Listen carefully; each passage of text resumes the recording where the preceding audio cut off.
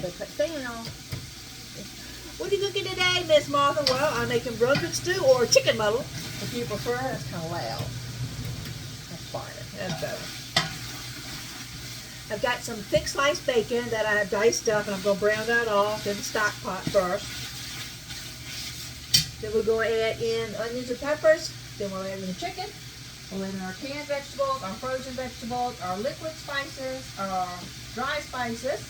And I've got a saved the can that was crushed tomato to fill it with water in case I have to add a little water to it to thin it down as it cooks along the way. It's a very simple recipe. We used to make this all the time. Well, I didn't realize bacon was so loud when it's cooking. I hardly ever cook it. This is a treat. If I could have this as a candle for Christmas, make me a bacon candle. I'd love that. Anyway, we used to make, I was raised in Greensville County, which is right next to Brunswick County, and we used to make Brunswick stew and chicken muddle all the time. Outside, using a big cast iron witch's kettle over an open flame. So it's that smokiness, and that bacon and that smokiness that really makes it. But if you'll follow along and check the transcript, the description of the recipe, you'll see how I'm incorporating that outdoor flavor in an inside cook. It's a smaller batch that I'm making. I've made chicken muddle. I've shared that recipe before if you want to search through my videos. It's a smaller batch because I don't have room out there in the deep freeze for much. And Thanksgiving is coming up. I didn't want to make something big like lasagna that I'm going to have leftovers to try to freeze. So I just want to make some soup that we can eat for a couple of days before we go into what I'm going to cook for Thanksgiving.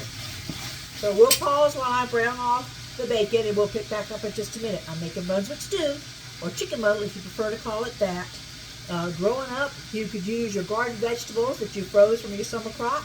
And if you're a family man or women, if they were hunters, you could use, for meat instead of chicken, you could use squirrel, you could use rabbit, quail. It doesn't have to be chicken. But for purposes of my recipe, we're using chicken. Chicken muddle, Brunswick stew. So get a cup of coffee. I'll see you in a minute. We're just trying to render some of the fat out of the bacon. You don't have to cook it all the way through. Be careful, don't let it top on you. Or if you got little chihuahuas, don't let it top on your chihuahua. You got babies. All right, we'll go ahead in our onions and our peppers. It might splatter a little bit because I'm using frozen. It was easier that way because it was already chopped up for me. Get that out of the way. Okay, we're going to brown these off a little bit, and we'll come back and we'll add in the chicken. Okay, we're going to add in our chicken.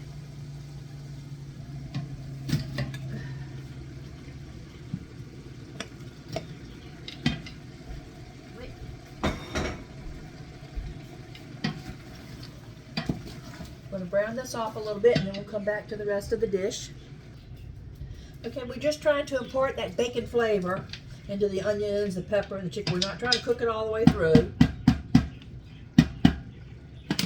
Oh, this is going to be messy. All right, this is our canned goods. Let's add those in. Whew. Okay. Whew. Gotta wash my hands. We'll stir that well. All right, starting to look good already. It smells great. I've been on high heat this whole time. I'm going to turn myself down to medium, and once I get everything in the pot, we'll go down to simmer. These are our frozen vegetables. Let's add them in.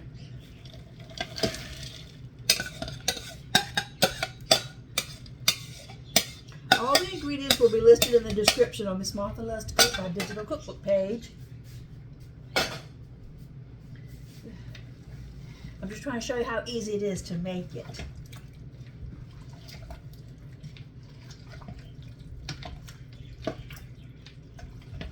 Okay, that looks pretty. That's your liquid seasonings. Go in. The bouillon, the Texas pea, and the liquid smoke, and our dry seasoning.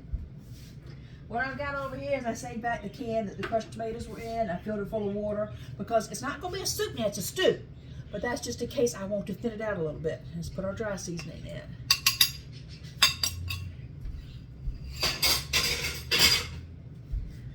Okay.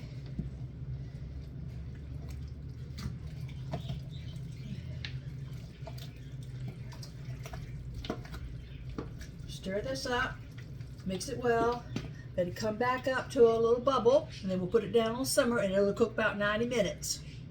And we'll pick back up and show you the finished product in a little bit. It's got to cook. You go get yourself a cup of coffee and we'll pick back up.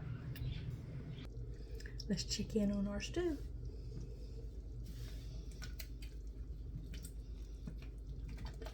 You just got to come back like every 15 minutes or so and give it a little stir so the potatoes don't stick to the bottom.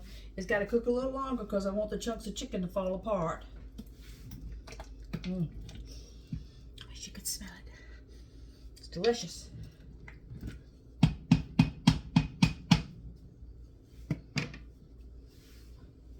Happy holidays to you.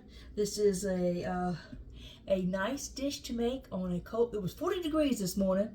This Monday, and Friday it's going to be 70 degrees. So I don't know what's going on, why Mother Nature's so upset, but we cook based upon what the weather is outside. So this will be hardy when my husband comes in from work. Be cold out in construction today.